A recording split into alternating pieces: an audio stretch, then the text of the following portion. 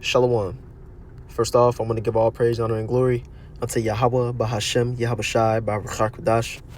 I want to give double honors to the apostles, elders, and bishops of GMS who have taught us this word and teach us this word today. And I want to give a salutation unto the elect of the nation of Israel. This is the brother Yatazakba with the GMS Nebraska camp. And in this lesson, what I want to get into is something that's happened of recent, on September 12th, where you had a United Nations General Assembly, and they were coming together to cast a vote on a two-state solution for the conflict going on over there with the Israelis and the Palestinians. Now, I will say right now, to establish the point that I want to make in this video, that those people over there that are claiming to be the people of Israel, that are claiming to be the Jews, they are not the true children of Israel. They are the Amalekites, who are a sect of Edomites, who are the so-called white man today. The true Israelites are the Negroes, Latinos, and Native Americans. And we're going to get into some scriptures to prove these points. But right here, I want to establish this because once we get into the scriptures, it's going to be made even more evident that these are not the true people. Because within this United Nations General Assembly, 140, there were, let me see, in total, there were 164 countries present. You had 142 countries that have formally endorsed the plan that Israel and Palestine should be split and there should be a two-state solution. Now, what a two-state solution is against what Netanyahu wants. It's against what, the leaders of Israel want, to where their idea, what they want to do is that they want to push the people of Gaza out. They want to push all the Palestinians out. And that's why they're committing genocide in the way that they are. That's why they're displacing all the people. That's what this war is all about, really, because they want that land to themselves. They want to cement their spot over there. But the Palestinians claim that they have a right to the land as well, because they were there first before, the Balfour Declaration was written, in 1948. And ever since that declaration was written, slowly but surely, the Israelis have slowly taken over that land, and there's been a smaller and smaller population of Palestinians. But them Jew rats, they claim that they have right to the land. Why? Because it's because they basically claim the prophecies for themselves. They basically say they are the Most High's true children, and therefore the prophecies apply to them. Therefore the land applies to them. But they with this guise of being our people, they can keep on pushing this idea that they rightfully deserve the land, when it truly belongs to the Negroes, Latinos, and Native Americans. But getting into this, into this situation that happened, you had 142 countries that voted for a two-state solution, which is against what Netanyahu wants. You had only 10 countries that opposed the idea of a two-state solution, one of them being Israel themselves. And then you had 12 countries that abstained from voting altogether. But what this is showing, 142 countries, you have almost every nation of the world that is against Israel's plans, that is against what they want to do. You can already assume that one of the countries that voted for Israel taking the land for themselves was the U.S., because they're going to continuously be at, Israel's aid. The leaders over here in the U.S. work for them people, but it shows, as the scriptures say in Obadiah 1 and 2, it says, "Behold, I have made thee small among the heathen. Thou art greatly despised." Speaking of Esau. These Amalekites are greatly despised amongst the nations of this world. You had the situation that happened last year in September, where based off of a recent bombing that the Israelis did. Here, let me get the exact details real fast. Based off of it says basically in September of last year at another UN General Assembly, Netanyahu had took the stand to speak, and you had many of the different leaders of the nations that got up and walked out once he started to speak. You had people booing him. Now, you had some people that stood and continued to listen, but majority of the people at the UN meeting up and left when he started to speak, because they were condemning the actions that he's doing over there, because he's committing war crimes. He's being a warmonger. Netanyahu's being a demon. And these different countries of the world are condemning his actions. They're voting against him. They're not in agreement with him. And it was based off of an airstrike in southern Lebanon that killed more than 700 people. And since then, things have just gotten worse and worse. More people have been displaced. You got, men, women, and children being starved out.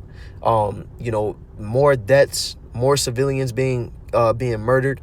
And so the tensions between these nations in the world are only getting stronger. That was a very clear show of condemnation that these nations showed when they walked out. But even what happened a couple of days ago, where there were clearly sides picked and majority of the world is against them Israelis. Now, I wanted to get into this because it shows that these aren't the true people. Why? Because when the true Israelites are reestablished in that land, there will be no debate. There will be no vote or no confusion on who the land belongs to, because the Israelites are going to take the kingdom underneath our Lord Yahushua.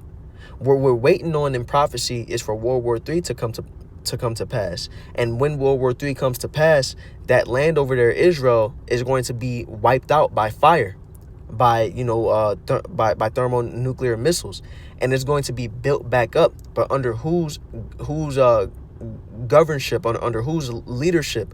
Well, under our Lord Yahushua leading the nation of Israel. Joint heirs with 144,000. With the nation of Israel ruling, who are the true children of Israel. And let's get Isaiah chapter 11 verse 12, because we have to qualify things by prophecy. We have to qualify them by these scriptures. And when we look at them Israelis that's over there occupying that land today, they don't fit prophecy. We fit prophecy. When we go to Isaiah chapter 11 verse 12, it says, "And he shall set up an ensign for the nations and shall assemble the outcasts of Israel." Now, those nations that it's speaking about here, speaking about the different nations amongst the nation of Israel. The different tribes, the different families, the different, it's speaking to us, because that ensign that's being set up is this truth. There's a banner being set up upon the mountain, which is this truth. It's our heritage being returned back unto us. It's Yahweh Ba'Shem Yahweh Shai, the knowledge of our true powers being returned back to us. This ensign is this word being returned to our nation, and a calling back to come back to who we are as being Israelites. It says, "And he shall set up an ensign for the nations, and shall assemble the outcasts of Israel, and gather together the dispersed of Judah from the four corners of the earth," because we have been scattered across the four corners of the earth. The Israelites are scattered all throughout this planet, and what is gathering us back together is this word going out, primarily here in the U.S., but through the internet. This word has gone out throughout the four corners of this earth, to where you see Israelites waking up in all the different countries, with the Spirit dwelling with them, showing that they are the children of the Most High, and it says, "The envy also of Ephraim shall depart, and the adversaries of Judah shall be cut off. Ephraim shall not envy Judah, and Judah shall not vex Ephraim." And what we are seeing, in ancient times, in the ancient times of Israel, you had the southern kingdom and the northern kingdom. The southern kingdom being led by Judah, the northern kingdom being led by Ephraim. And we were against each other. The kingdom was split, with the two sides of the kingdom, having enmity one toward another. Now, the southern kingdom is led by Judah, as I said, which is the Negroes. And then you have, Benjamin, which is the West Indians or Jamaicans, and Levi, which is the Haitians, but then you have the northern kingdom, who are the Latin and Native American tribes. And what we're seeing in this time is that we are being joined back together by way of this truth going out. The enmity between the tribes is going away, and we are being back united. And it's prophecy that has these things coming to pass. When you look at the Israelis over there, we don't even know who Ephraim is. They don't talk about the 12 tribes. So it's showing like how do they match up with this prophecy. But we see this prophecy coming to pass as we speak when it applies to the Negroes, Latinos, and Native Americans. And something else that shows, amongst prophecies, something else that shows that they are not the true people. When we go to Amos chapter 9, verse 15, it says, "And I will plant them upon their land, and they shall no more be pulled up out of their land, which I have given them, said the Lord Yahweh thy power."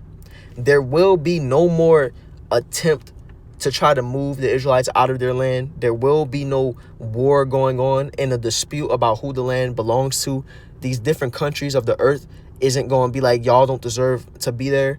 Because one, when the Israelites take the kingdom, the scriptures say that there will be no more war in Isaiah chapter 2. Yet you have the Amalekites over there claiming that they're the people, and the world is in a more turmoil than it's ever been before. And when we go to Isaiah chapter 2 and we go to verse 2, it says, "And it shall come to pass in the last days that the mountain of the Lord's house shall be established in the top of the mountains." Now, that word mountain represents a government. It represents a leadership, and it says that the mountain of the Lord's house shall be established in the top of the mountains. When you get that word established, it's Strong's H3559, which is chawan.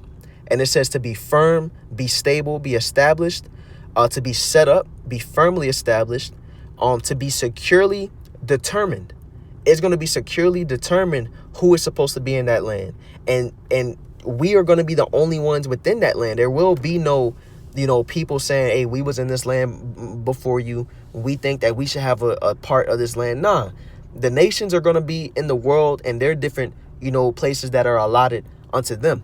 But the land of Israel is going to belong to the Israelites. That is going to be where we reside. And there will be no, confusion or no dispute about someone dwelling in there with us. No, it's going to be securely determined, and no one is going to try to raise a finger to that determination, because we are going to be power. We're going to hold all the power. It would be ridiculous for one of these nations to try to rise up against us. And even if they wanted to, they wouldn't be able to, because the scriptures say that, the weapons of the earth is going to be burnt up. There's going to be peace. It says that, the nations is going to beat their swords into plowshares, their spears into pruning hooks, but these people got to try to prove that the land belongs to them, and they're forcing the promise onto themselves by having to murder and displace hundreds of thousands and millions of people. If the prophecy belongs to you, if this land rightfully belongs to you, then why do you have to force so hard for your establishment to be made? It says, "And it shall come to pass in the last days that the mountain of the Lord's house shall be established in the top of the mountains, and shall be exalted above the hills, and all nations shall flow unto it. And many people shall go and say, Come ye, and let us go up to the mountain of the Lord, to the house of the power of Jacob. And he will teach us of his ways, and we will walk in his paths. For out of Zion shall go forth the law and the word of the Lord from Jerusalem." And that's not happening in today's time. The people of the earth aren't going to Israel to learn how to follow the Most High. They're pushing wickedness out that place. They're pushing homosexuality. There's all type of pedophilia that goes on in that land. They don't uphold the laws. As a matter of fact, when you look up people keeping the law over there in Israel today, people who claim to be Jews, you have a lot of Jews that say that you don't even need to keep the laws. You have a lot of Jews that argue about what aspects of the law need to be kept. Nah, when we take the kingdom, we're going to be in the second covenant. We're going to keep the law in its perfection. And you got people over there that opt out to keep it. You got kosher pork over there in that land, which is blatantly against the law. So these different prophecies show, that these people don't match up with what the scriptures say would be happening when the Israelites take the kingdom. You know, and it's even more proof with, you know, how the nations of this world are condemning those people. You have, you know, leaders of this earth who are actively, you know, protesting against the actions of them ish people. And it's showing that when we come into the kingdom, that we're going to be praised, that the nations are going to flow onto us and learn from us, you know. So let me see if there's any other. I think I'm gonna end it right there, because, you know, the point was made. Let me see. Actually, we'll grab this last precept. We'll grab Jeremiah chapter 30 verse 10, which says, "Therefore fear thou not, O my servant Jacob, and said the Lord, neither be dismayed, O Israel," which is that southern kingdom and northern kingdom aspect again. It says, "For lo, I will save thee from afar, and thy seed from the land of their captivity. And Jacob shall return, and shall be in rest, and be quiet, and none shall make him afraid." When we come into our kingdom, it's going to be peace. It's going to be quiet. There is going to be no conflict. There are no arguments about our rulership. No, we're just going to be established. You know, and the scriptures say, if any of these nations don't, you know, bend to our will, don't submit to our, you know, don't subject to us, then we'll send a famine upon them. We don't got to raise up no finger and go and you know, try to get them right. Nah, they're going to learn who they supposed to be following.